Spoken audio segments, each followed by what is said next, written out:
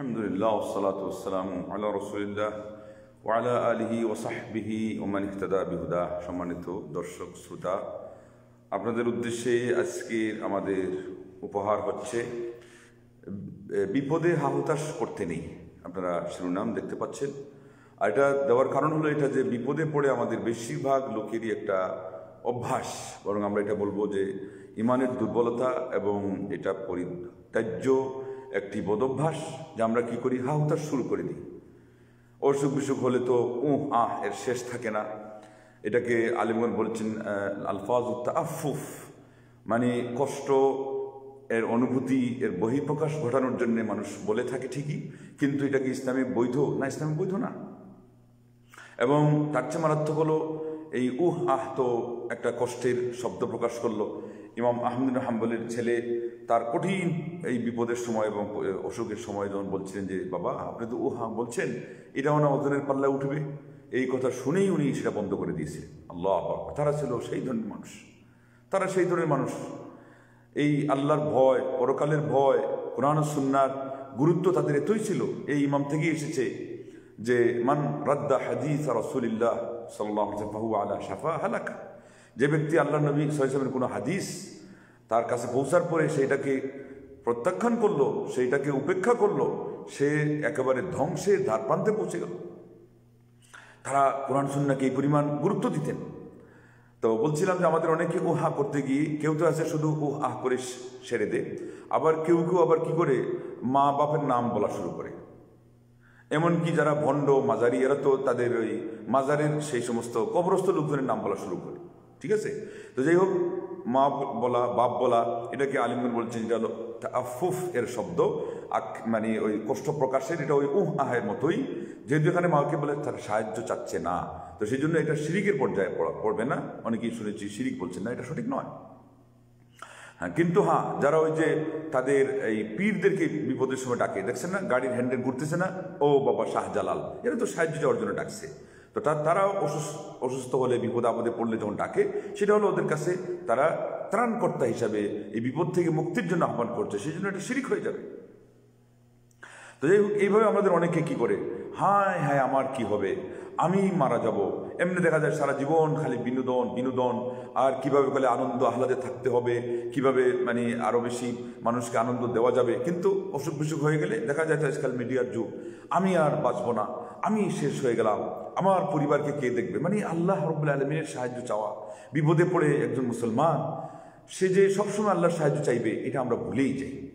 অথচ আপনারা শুনে আশ্চর্য হবেন যে বিপদে পড়লে কাফিরদের একটা স্বভাব ছিল যে ফাইদা রাকিবু ফিল ফুলকি দাউল্লাহ মুখলিসিন লাহুদ্দিন, যে তারা যখন আল্লাহ রাব্বুল আলামিন বলছেন যে কিস্তিতে তারা আরোহণ করত, তারা আনুগত্যকে একনিষ্ঠ করে আল্লাহকে ডাকত। ফালাম্মা নাজ্জাহুম ইলাল বাররি ইযা হুম ইউশরিকুন। আবার তাদেরকে যখন আল্লাহ রাব্বুল আলামিন সেই স্থলভাগে পৌঁছিয়ে দিতেন, তখন তারা শিরিক করত। সূরা আনকাবুতের 65 নম্বর আয়াতে আল্লাহ পাক এই কথা বলেছেন। এইভাবে করে মানুষের স্বভাব এর নিন্দা করতে গিয়ে আল্লাহ পাক এক জায়গায় বলেছেন যে ওয়ামিনান নাসি মান ইয়াবুদুল্লাহ আলা হারফ ফাইন আসাবাহু খায়রুন ইতমাআন্না বিহি ওয়া ইন আসাবাতহু ফিতনাতুন ইনকালাবা আলা ওয়াজহি খাসিরাদ দুনিয়া ওয়াল আখিরাহ যালিকা হুয়াল খুসরানুল মুবিন। সূরা হজ এর 11 নম্বর আয়াতে আল্লাহ পাক বলছেন যে সে ওই কিনারে কিনারে থেকে, মানে আমরা যাকে বলি পাশ কেটে থেকে থেকে, দূরের থেকে, সাইডে থেকে থেকে আল্লাহর ইবাদত করে, মানে কি ওত পেতে থাকে। যদি দেখা যায় যে মুসলমানদের সাথে এবং ইবাদত গুজারদের সাথে থাকলে লাভ আছে, তাহলে এখানে সে কি করে এসে ভিড় জমায়। আর যদি দেখা যায় যে এখানে কোনো সমস্যা বিপদ আপদ আসছে ইসলামের মুসলমানদের নামে এবং ইসলামের কাজে, তাহলে সে কেটে পড়ে। লা হাওলা ওয়ালা কুওয়াতা ইল্লা বিল্লাহ। ফাইন আসাবাহু খায়রুন ইতমাআন্না বিহি, কিন্তু ওয়াইন আসাবাতহু ফিতনাতুন ইনকালাবা আলা ওয়াজহি, তখন সে পেছনের দিকে ফিরে যায়। আল্লাহ পাক বললেন খাসিরাদ দুনিয়া ওয়াল আখিরাহ, এর দুনিয়াও ধ্বংস, একেবারে পরকালও ধ্বংস। যালিকা হুয়াল খুসরানুল মুবিন, এবং এটাই হলো সুস্পষ্ট ক্ষতি। তাহলে একজন মুমিন হিসাবে আমরা সুবিধাবাদী হব না। আমরা বিপদেও আল্লাহর পথে থাকবো, আল্লাহর বান্দা হিসেবে থাকবো। আমরা সুখেও আল্লাহ রাব্বুল আলামিনের আনুগত্যের উপরে প্রতিষ্ঠিত থাকবো। এটাই হলো আমাদের ঈমানি পরীক্ষা। তাহলে পরে এখানে ভেঙে পড়ে গিয়ে আমরা আল্লাহর সাহায্য থেকে দূরে সরে যাব না, এবং আমরা এই হাউতাস বেশি করব না, আর মা বাপ সহ কাউকে ডাকবো না, ডাকলে শুধু কেবল আল্লাহকে ডাকবো এবং তাসবিহ শব্দ আমরা পড়বো, কেননা আল্লাহ রাব্বুল আলামিন আমাদেরকে এইগুলোর ব্যাপারে কি করেছেন, এই সমস্ত নিন্দা জ্ঞাপন করে থেকে মানা করেছেন। হ্যাঁ, মানুষের স্বভাব সূরা মাআরিজের 31 নম্বর আয়াতে আল্লাহ রাব্বুল আলামিন বলেছেন যে ইদা মাসসাহুল শাররু জাজুআন ওয়া ইদা মাসসাহুল খায়রু মানুআন, যখন তাকে কোনো বিপদ পায় তখন খুব সে কাতর হয়ে যায়, আবার যখন সে সুখের মধ্যে থাকে তখন আবার দেখা যায় সে কি ভালো কাজের থেকে সে বিরত থেকে যায়। অথচ এই সময় আল্লাহর শুকরিয়া আদায় হিসাবে, আল্লাহর নিয়ামত পাইছে হিসাবে আরো বেশি আল্লাহর শুকরগুজার হওয়া দরকার ছিল। ইদা কুনতা ফি নি'মাতিন ফারআহা অথবা ওয়াসুনহা ফাইন্না যুনুবা তুজিলুন নি'আম ওয়া হুতহা বিতাআতি রাব্বিল ইবাদ ফারাব্বুল ইবাদি সারিউন নিকাম। যখন তুমি কোনো নিয়ামতের মধ্যে থাকো এটাকে তুমি ধরে রাখো শুকরিয়া আদায়ের মাধ্যমে, আল্লাহর আনুগত্যের মাধ্যমে, কেননা আল্লাহ রাব্বুল আলামিন যেমন তোমাকে নিয়ামত দিয়েছেন তেমন তিনি রেগে গেলে তাৎক্ষণিক তোমার নিয়ামতটা মহান রব্বুল আলামিন ছিনিয়ে নিয়ে নিতে পারেন তোমার কাছ থেকে, আল্লাহ পাক সেটা সরিয়ে নিয়ে নিতে পারে। ইন্না নি'মা ইযা শুকিরাত কাররাত ওয়া ইযা কুফিরাত ফাররাত। এর জন্য আরবিতে কথা আছে, নিয়ামতের শুকরিয়া আদায় হলে সে বলবৎ থাকে, অটল থাকে, স্থায়ী থাকে, শুকরিয়া আদায় না করলে সেটাকে নিয়ে নেওয়া হয়, ছিনিয়ে নিয়ে নেওয়া হয়। আর একটা তো কোরআনের কথা, লা ইন শাকারতুম লা আযীদান্নাকুম ওয়া লা ইন কাফারতুম ইন্না আযাবি লাশাদীদ। তোমরা যদি শুকরিয়া আদায় করো আমি তোমাদের নিয়ামত আরো বৃদ্ধি করে দিব, পক্ষান্তরে শুকরিয়া আদায় না করলে জেনে রাখো আমার শাস্তি অতি কঠিন। তাইলে আমাদের এইসব মিলালে অর্থ কি দাঁড়ায়? অর্থ এই দাঁড়ায় যে আমাদের অনেকেই যে আল্লাহকে ডাকা বাদ দিয়ে, আল্লাহ নবী সাল্লাল্লাহু বুখারী শরীফে হাদিসে আসছে, তোমার স্যান্ডেলের ফিতা ছিঁড়ে গেলেও তুমি আল্লাহকে বলো। উঠতে বসতে চলতে ফিরতে দোয়ার জন্য এই জন্য কোনো কন্ডিশন নেই, জিকিরের জন্য কোনো বিশেষ কন্ডিশন নেই। হ্যাঁ, আদব হলো আপনি অজু অবস্থায় থাকবেন, কিবলামুখী হয়ে বসবেন, তাশাহুদের আকৃতিতে বসবেন, হাতখানা আপনার বুকের ওখান থেকে তার শুরু হবে এবং অঙ্গুলগুলো উপরের দিকে যাবে, এইভাবে করে আটকে রাখবেন যেন কিছু একটা আপনি নিচ্ছেন। এবং আল্লাহ রাব্বুল আলামিনের কাছে ইবতিহাল এবং তাদাররু, যে ইনি অনুনয় বিনয় সহকারে বলতে গেলে এইরকম করে আপনি পুরা হাতটা টেনে ধরে যত দূর যায় তত দূর আপনি টেনে বলবেন আল্লাহ রাব্বুল আলামিনের কাছে। এটা হলো মিনতির স্বরে, কান্নাকাটির জন্য এই কথা আসছে, এই পদ্ধতিও আসছে। কিন্তু এর অর্থ এই না যে আপনি যে কোনো সময় আল্লাহকে বলতে পারেন না। এই জন্য আরব সমাজের একটা সংস্কৃতি অত্যন্ত গুরুত্বপূর্ণ এবং আমাদের জন্য শিক্ষণীয়, যে কোথায় কোথায় সেখানে তাদের কি দোয়াটা তাদের এই স্বভাবের মধ্যে একেবারে এঁটে দেওয়া হয়েছে, সেটে দেওয়া হয়েছে। জাযাকাল্লাহু খায়র, বারাকাল্লাহু ফিক, আল্লাহ ইউতিকাল জান্নাহ, রব্বুনা ইউকরিমুক। এক এক দেশের এক একটা স্টাইলে বলা, কিন্তু এগুলো সব হলো দোয়া। এই দোয়ার শব্দগুলো আমাদেরকেও শিখতে হবে। আল্লাহ আপনাকে কল্যাণ দান করুন, আল্লাহ আপনার মঙ্গল করুন, আল্লাহ আপনাকে সুখে রাখুন, আল্লাহ আপনাকে জান্নাত দান করুন। এই ধন্যবাদ, থ্যাঙ্কস, শুক্রিয়া, আরবিতেও শুক্রিয়া বললে কিন্তু কি হচ্ছে না, দোয়া তো হচ্ছে না। এই জন্যে আমাদেরকে এই যে উঠতে বসতে চলতে ফিরতে খাইতে শুইতে এগুলো ইসলামের কিছু নিয়ম কৃষ্টি কালচার ফলো করতে হবে। তো যাই হোক, আমাদের আজকের আলোচনা কি ছিল? আমাদের আজকের আলোচনা ছিল যে অসুস্থ হয়ে গেলে তো আমাদের শতকরা 99 জনই উহ আহ বলে, ভালো যদি হয় উহ আহ বলে, কিন্তু সুবহানাল্লাহ বলে না, আস্তাগফিরুল্লাহ বলে না, লা ইলাহা ইল্লাল্লাহ বলতে থাকে না। আপনি কষ্ট পাচ্ছেন, লা ইলাহা ইল্লাল্লাহ, লা ইলাহা ইল্লাল্লাহ, লা ইলাহা ইল্লাল্লাহ বলতে থাকেন। একটা হাদিসে তো এটা আছে, শেষ কালিমা লা ইলাহা ইল্লাল্লাহ যদি এটা মুমূর্ষের অবস্থা হয় আপনি জান্নাত পেয়ে যাবেন, যদি কালিমা শেষ এটা হয়। এবং আরেক হাদিসে আছে লা ইলাহা ইল্লাল্লাহু ওয়াহদাহু, লা ইলাহা ইল্লাল্লাহু ওয়াহদাহু লা শারীকা লাহু, লা ইলাহা ইল্লাল্লাহু ওয়াহদাহু লা শারীকা লাহু আল্লাহু আকবার, লা ইলাহা ইল্লাল্লাহু ওয়াহদাহু লা শারীকা লাহু আল্লাহু আকবার, ওয়া লা হাওলা ওয়া লা কুওয়াতা ইল্লা বিল্লাহ, সুবহানাল্লাহ। এটা যদি আপনি বলেন লাম তামাসসাহুন নার লাম তাতআমহুন নার, তাইলে তাকে অগ্নি স্পর্শও করবে না, অগ্নি তাকে ভক্ষণও করতে পারবে না। এইভাবে আমাদের এগুলো মুখে মুখে জারি করা দরকার। আল্লাহর স্মরণের কথা, আল্লাহর জিকিরের শব্দ এবং দোয়ার শব্দ কখন দোয়ার কবুলের সময়ের সাথে মিলে যায় এবং দোয়াটা নাকি না জানে কবুল হয়ে যায়। এইভাবে আমাদের ছোট বাচ্চাদেরকেও চাইতে শেখাতে হবে। আমি যখন সুখে আল্লাহ শুকরিয়া আদায় করি, আলহামদুলিল্লাহ বলি, যে কোনো সময় আমার শ্বাসের সাথে আমি আল্লাহু আকবার এই কথা বলি, লা ইলাহা ইল্লাল্লাহ বলি, আস্তাগফিরুল্লাহ বলি, আল্লাহুম্মা সাল্লি ওয়া সাল্লিম আলা রাসূলিল্লাহ এগুলো বলি, লা হাওলা ওয়া লা কুওয়াতা ইল্লা বিল্লাহ, লা ইলাহা ইল্লা আনতা সুবহানাকা ইন্নী কুনতু মিনাজ জালিমিন। এগুলো এক একটার ফজিলত বলে শেষ করা যাবে না। সুবহানাল্লাহি ওয়া বিহামদিহি এতটুকু বললে হয়, অথবা সুবহানাল্লাহি ওয়া বিহামদিহি সুবহানাল্লাহিল আযীম, সুবহানাল্লাহ, আলহামদুলিল্লাহ, লা ইলাহা ইল্লাল্লাহ, আল্লাহু আকবার। এগুলো এই জন্য জিকিরের শব্দ খুব লম্বা করা হয় নাই। সবচেয়ে লম্বা যেটা একসাথে বলতে হয় লা ইলাহা ইল্লাল্লাহ ওয়াহদাহু লা শারীকা লাহু লাহুল মুলকু ওয়া লাহুল হামদু ওয়া হুয়া আলা কুল্লি শাইইন কাদির। তো এই সময় তো আপনার পর্যাপ্ত সময়। করোনায় আক্রান্ত হয়ে মানুষ দিশামিশা পায় না, কি বলবে কি করবে, বলে দোয়া জানে না। ওই সময়কার বিশেষ দোয়া, আল্লাহুম্মা ইন্নী আউযু বিকা মিনাল বারাসি ওয়াল জুনুনি ওয়াল জুযাম ওয়া মিন সাইয়্যিল আসকাম, আল্লাহুম্মা ইন্নী আউযু বিকা, আল্লাহ, তারপরে কি হলো, আরো কিছু দোয়া আছে, আল্লাহ আমি তোমার কাছে কি চাচ্ছি, মানে আরেকটা দোয়া আছে। যাই হোক, এগুলো কিন্তু করোনার জন্য যে খাবারের এটি বলতে হবে এমন কোনো কথা না, কিন্তু নির্ধারিত দোয়া যে কোনো বিপদে যে কোনো অসুখে বলতেই পারেন। আল্লাহুম্মা ইয়া শাফিয়া মুআফি ইশফিনা ওয়া আফিনা ওয়াশফি মারদানা ওয়া মারদাল মুসলিমিন। বরং বুখারীতে আসছে এটা হলো বিপদগ্রস্ত ব্যক্তির দোয়া, লা ইলাহা ইল্লাল্লাহুল আযীমুল হালিম, লা ইলাহা ইল্লাল্লাহু রাব্বুল আরশিল আযীম, লা ইলাহা ইল্লাল্লাহু রাব্বুস সামাওয়াতি ওয়া রাব্বুল আরদি ওয়া রাব্বুল আরশিল কারীম।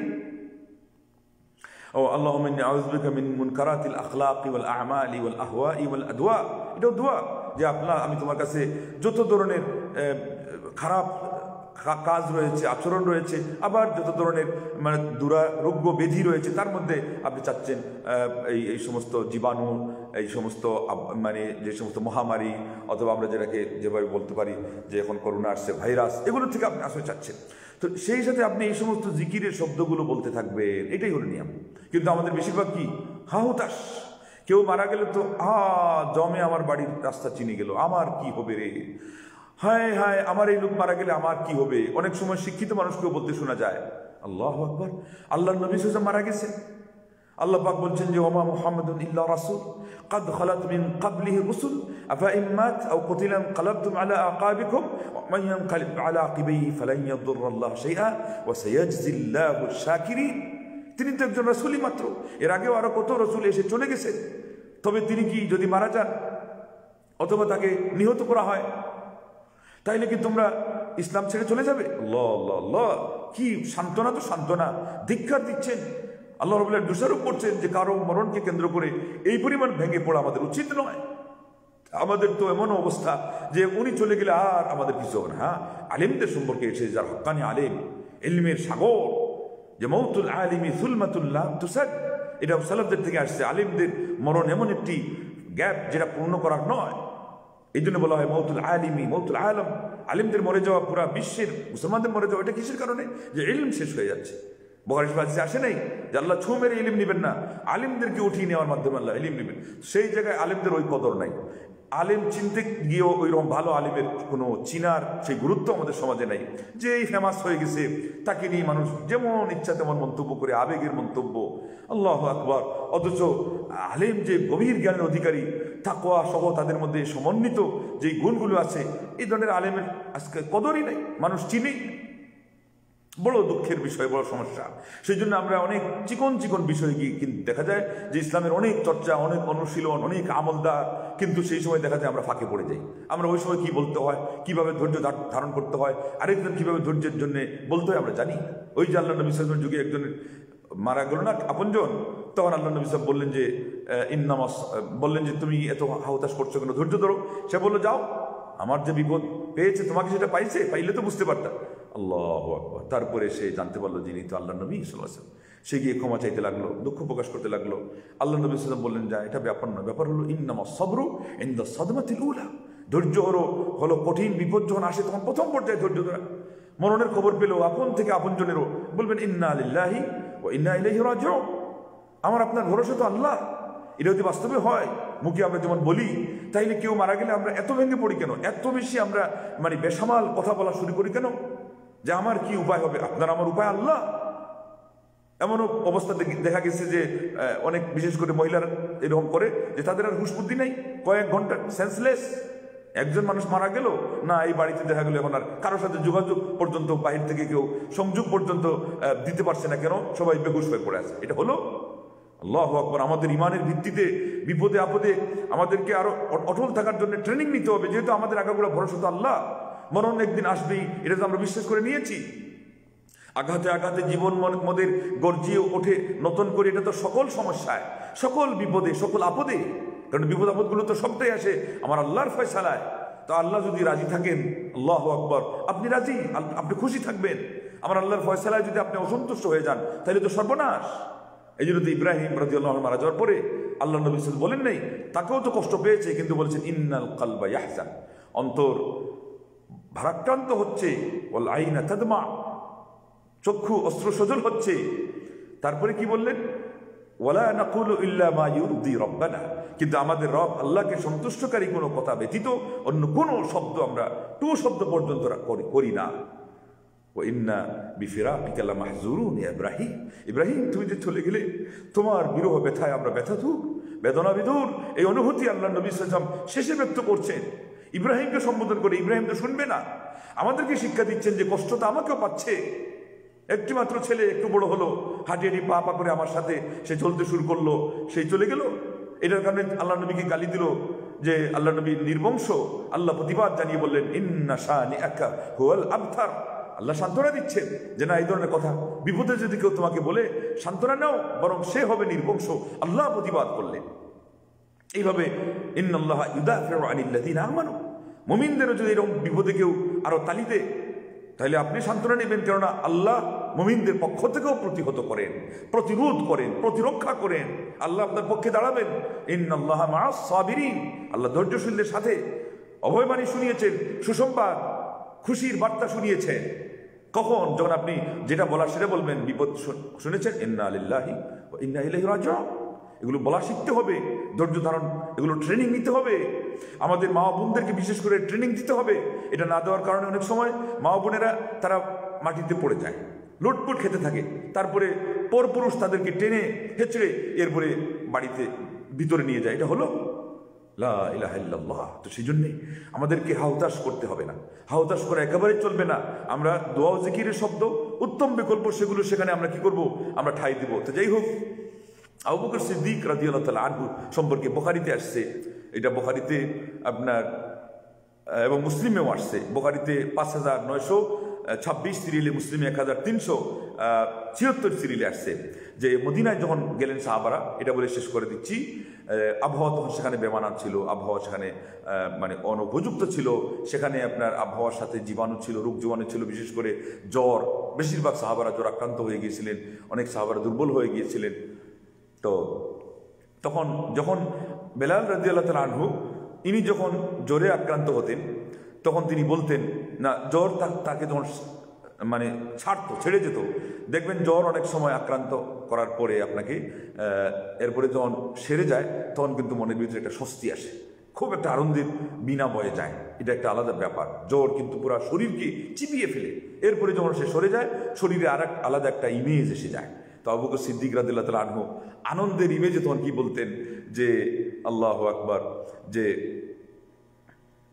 না, আবু বকর সিদ্দিক রাদিয়াল্লাহু তাআলা আনহু তো কষ্টেরটা বলতেন। তিনি বলতেন কুল্লু মরিইন মুসবিহুন ফি আহলি, অথবা মুসবিহুন ফি আহলি ওয়াল মাউতু আদনা মিন শিরাকি নালিহি। দেখেন, কষ্ট যদিও আসে, এই সময় কিছু বলতে হয়। আপনার যদি জানা থাকে ওইরকম কিছু সান্ত্বনার বাণী, তো আপনি বলেন। আবু বকর সিদ্দিক বললেন, তাও কবিতার আকারে, যে প্রত্যেকেই তো সকাল করে তার ফ্যামিলিতে, তার আপনজনদের কাছে, আপনজনদেরকে নিয়ে, কিন্তু মরণ হলো তার জুতার ফিতা অপেক্ষা আরো নিকটে। মানে কি, জ্বরে কঠিনভাবে আক্রান্ত করেছে, কিন্তু এই সময় কি তিনি কোনো হাউতাশ করলেন না?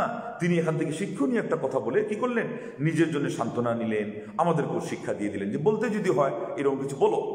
আর জ্বর সেরে গেলে বেলাল রাদিয়াল্লাহু তাআলা কি বলতেন, আলা লাইতা শি'রি হাল আবিতান্না লাইলাতান বিওয়াদিন ওয়া হাওলি ইযখিরুন ওয়া জালিলু ওয়া হাল আইদান মিয়াহা মাজিন্নাতিন ওয়া হাল ইয়াবদুয়ান লি শামাতুন ওয়া তাফিলু। হায় হায়, আমি কি একদিন এমন হবে, আকেব আমার কি ভাগ্যে এটা হবে না যে আবার আমি ওই গ্রামাঞ্চলের যে পরিবেশ সেখানে আমি ফিরে যাব, যে আমি এক উপত্যকায় সেখানে থাকবো, আমার আশপাশে থাকবে ইযখির এবং জালিল, এটা দুই প্রকারের ঘাস, এই ঘাসগুলো থাকবে, এবং আমি এমন পুকুরে গিয়ে সেখানে অবতরণ করব যে আমার পুকুরে অবতরণ করলে আমার চোখে কি হবে, দূর থেকে সেখানে আপনার শামা ও তুফাইল অথবা তাফিল, দুইটা পাহাড়ের নামে এই পাহাড়গুলো আমার দৃষ্টিতে আসবে। আল্লাহু আকবার, এটা দৃশ্যের কথা। তাইলে তারা মানে আনন্দের সময় আল্লাহ রাব্বুল আলামিনের প্রাকৃতিক একটা সুন্দর সিন এবং এই দৃশ্যের কথা আওড়াতেন, এবং কবিতার আকারে। বেলাল রাদিয়াল্লাহু তাআলা তো মানুষ, সুবহানাল্লাহ, আল্লাহ নবী সাল্লাল্লাহু আলাইহি ওয়াসাল্লাম মসজিদের মুয়াজ্জিন। আমরা অনেকেই জানি না যে তিনিও কবিতা বলতে পারেন কিনা। সুন্দর কবিতা বললেন বুখারী শরীফে। আবু বকর সিদ্দিক রাদিয়াল্লাহু বললেন, আমার বলার উদ্দেশ্য ছিল আপনি আল্লাহ আল্লাহকে ডাকেন, দোয়া করেন এবং বিপদ আপদে পড়ে দান খয়রাত করেন, এগুলা হাদিসে আসছে যে বিপদ দূর করে আল্লাহ রাগ নিভিয়ে দেয়। এমনকি আপনার আপনজন মারা গেলে সেখানেও দান খয়রাত, তাদের কবরের আযাব পর্যন্ত নিভিয়ে দিয়েছে, হাদিসে এটাও আসছে একজন সন্তান তার পিতার জন্য। এগুলো যেগুলো অর্থবহ কাজ সেগুলো আমাদেরকে করতে হবে, এগুলোর জন্য প্র্যাকটিস করা, এগুলোর জন্য অনুশীলন করা, এই ধরনের উপকারী জ্ঞান অর্জন করা এবং আমলে আনা, এটাই আমাদের জন্য উপকারে আসবে। এবং এটা একজন মানুষের বিপদে কি করবে, সবচেয়ে বড় সান্ত্বনার একটা সম্বল হবে। আমাদের সান্ত্বনা আল্লাহ সাহায্য চাওয়া ছাড়া কিছু আছে? আল্লাহ রাব্বুল আলামিন ছাড়া আমাদের কি কোনো মানে আশ্রয়স্থল আছে? কোনো বিপদে আপদে পড়ে আমরা আর্তনাদ আর কাউকে করলে লাভ হবে? করলেও তো লাভ হবে না। কেউ যদি মনে করে আসে, এটাও তো মিথ্যা। তো আসুন আমরা বিপদে কি করব, সুখে কিভাবে আল্লাহ শুকরিয়া আদায় করব এবং আমাদের সর্বাবস্থায় ইসলামের কি করণীয় কি বর্জনীয় সেগুলো আমরা জেনে জেনে আমাদের পুরো জীবনটাকে যদি আমরা সেইভাবে ঢেলে সাজাই, তাইলে আমরা সবসময় ভালো থাকতে পারবো। আল্লাহ পাক আপনাদের সবাইকে ভালো রাখুন, সুখে রাখুন, বিপদ আপদ থেকে মুক্ত রাখুন। কেউ যদি বিপদে পড়ে থাকেন আল্লাহ সেখান থেকে উদ্ধার করুন, অসুখ বিসুখ থেকে আল্লাহ সবাইকে আরোগ্য দান করুন, করোনা ভাইরাস থেকে আল্লাহ পাক গোটা বিশ্বকে এবং বিশেষ করে মুসলমান সমাজকে আল্লাহ রাব্বুল আলামিন রেহাই দিন এবং আমাদের বিপদ আপদ আল্লাহ দূর করে দিন। ধর্মীয় ক্ষেত্রে আমাদের যে বিপর্যয় সেগুলো থেকে আল্লাহ পাক আমাদের দেশকে, আমাদের সমাজকে আল্লাহ হেফাজত করুন। আমাদের সরকার পক্ষকে আল্লাহ বুঝদান করুন যে তারা যেন জাতিকে ভালো কিছু উপহার দিতে পারে, তাওহীদের বিষয় উপহার দেয়, শিরকের সরাসরি অথবা মাধ্যম হয় এমন কোনো জিনিস যেন তারা সমাজে চালু করে না যায়। তাহলে জীবনভর যে গুণাটা সেখানে থাকবে। যেমন ভাস্কর্য, যদিও সরাসরি এখানে আজকেই ইবাদত শুরু হচ্ছে না, কিন্তু ভাস্কর্যকে কেন্দ্র করে তো ইবাদত হয়, মূর্তির স্থানে সে এক পর্যায়ে পৌঁছে যায়। অতএব এই কথা আল্লাহ পাক তাদেরকে যেন বোঝার তৌফিক দান করেন। এছাড়াও আমাদের সমাজে কবর মাজারকে কেন্দ্র করে শিরক হচ্ছে, এগুলো প্রতিবাদ হওয়া দরকার। জায়গায় জায়গায় পাপের মহড়া, পাপের আখড়া, ক্যাসিনো, কিছুদিন আগে আপনারা শুনলেন, সেগুলো উদ্ধার হওয়ার পরে না বোঝা গেল কত ভয়াবহ আমাদের সমাজের পরিস্থিতি। এইভাবে আমাদের সমাজের ডালে ডালে, বাঁকে বাঁকে, ফাঁকে ফাঁকে, আপনার প্রতিষ্ঠানের, আপনার মাঠে, আপনার চত্বরে চত্বরে কি ধরনের আপনার অবস্থা দেখেন না, যে যুবক যুবতীরা তারা যুগলে যুগলে বসে থাকে, নাউজুবিল্লাহ। এগুলো নাকি বয়ফ্রেন্ড এবং গার্লফ্রেন্ডের আড্ডাখানা। এমনকি টাঙ্গাইলে 201 গম্বুজ বিশিষ্ট মসজিদের ছাদেও গিয়ে সেগুলো তারা করলো। এই পরিবেশগুলো কারা প্রতিহত করতে পারে? এই পরিবেশগুলো বানচাল করতে পারে কারা? সরকার পক্ষ, যারা ক্ষমতায় আছেন। আল্লাহ পাক আপনাদেরকে এই দায়িত্ব দিয়েছেন, এটা একটা আমানত, এটা কোনো পুরস্কার না, দায়িত্ব, এটা হলো আমানত। এটা দিয়ে আল্লাহ পরীক্ষা করেন কে কতটুকু দায়িত্ব আদায় করছে। আমরা আলিম হিসাবে, স্কলার হিসাবে যে যেখানে আছে, আমাদের উপরে আমানত, আমরা কতটুকু বললাম। আর যারা ক্ষমতাসীন তাদেরকে আল্লাহ পরীক্ষা নিচ্ছেন, কে তার সেই ক্ষমতাটাকে কত সদ্ব্যবহার করলো নাকি অসৎ ব্যবহার করলো, এটার সম্পর্কে জিজ্ঞাসিত হতে হবে। বুখারী শরীফের হাদিস, পিতাকে জিজ্ঞাসা করা হবে তার পরিবার সম্পর্কে, মাকেও জিজ্ঞাসা করা হবে, একজন খাদিমকেও জিজ্ঞাসা করা হবে তার মনিবের এই সমস্ত জিনিস যেগুলো তার দায়িত্বে আছে সেগুলো সম্পর্কে, আর প্রেসিডেন্টকে জিজ্ঞাসা করা হবে তার পুরা জনগণ সম্পর্কে। আল্লাহু আকবার। অতএব আমাদের প্রত্যেককেই যেন আল্লাহ কাল কিয়ামতের দিন এই দায়িত্ব অনুভূতি আজকে এটা আমাদের মনের ভিতরে জাগরিত করে আমরা এটা পালন করে এটার সব কিছু দায়িত্ব আদায় করে যেন যেতে পারি। কিয়ামতের দিন যেন আমরা জবাবদিহিতার ফাঁসি কাষ্ঠে ঝুলে যেন আমরা আসামি না হয়ে যাই, শাস্তির সম্মুখীন না হতে হয়। আল্লাহ যেন আমাদেরকে সেই সুমতি দান করেন। সবাইকে ভালো রাখেন। আমিন। ওয়া আখিরু দাওয়ানা আনিল হামদুলিল্লাহি রাব্বিল আলামিন। আসসালামু আলাইকুম ওয়া রাহমাতুল্লাহি ওয়া বারাকাতুহু।